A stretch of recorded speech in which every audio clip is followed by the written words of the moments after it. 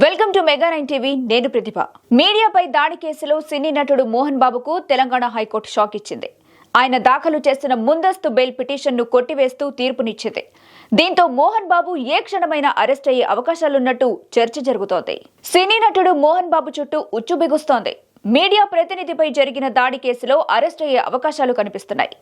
ఇటీవల మంచు ఫ్యామిలీలో చోటు చేసుకున్న వివాదాస్పద పరిణామాల దృష్ట్యా గత 3 రోజులు హాట్ టాపిక్ అవుతున్న సంగతి తెలిసిందే.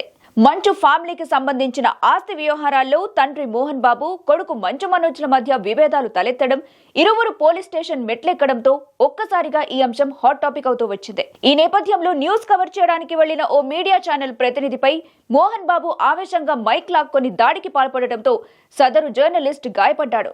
దీంతో మోహన్ బాబుకు వ్యతిరేకంగా జర్నలిస్టు సంఘాలు పెద్ద ఎత్తున ఆందోళన చేపట్టాయి. అంతేకాకుండా ఆయనపై పలు సెక్షన్ల కింద కేసులు కూడా నమోదు చేశారు. మరోవైపు గాయపడ్డ మీడియా ప్రతినిధి తలకు బలంగా గాయం కావడంతో సదరు జర్నలిస్టుకు మోహన్ బాబు క్షమాపణలు చెబుతూ ఆడియోని రిలీజ్ చేశారు. అయితే ఈ జర్నలిస్టుపై దాడి, అలాగే మంచు ఫ్యామిలీ వ్యవహారాల విషయంలో పోలీసులు నోటీసులు కూడా జారీ చేశారు. కాగా ఈ నోటీసులను సవాల్ చేస్తూ హైకోర్టులో పిటిషన్ దాఖలు చేశారు మోహన్ బాబు. దీనిపై తాజాగా విచారించిన హైకోర్టు మోహన్ బాబు దాఖలు చేసిన పిటిషన్ను కొట్టివేస్తూ తీర్పునిచ్చింది.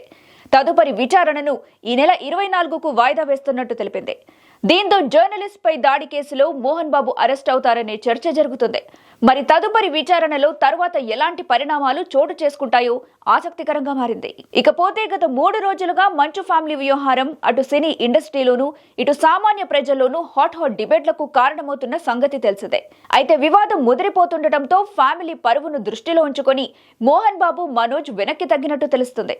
కానీ జర్నలిస్ట్ పై దాడి అటెంప్ట్ మర్డర్ గా కేసు నమోదు కావడంతో ఈ కేసు ఎటువైపు వెళ్తుందో చూడాలి.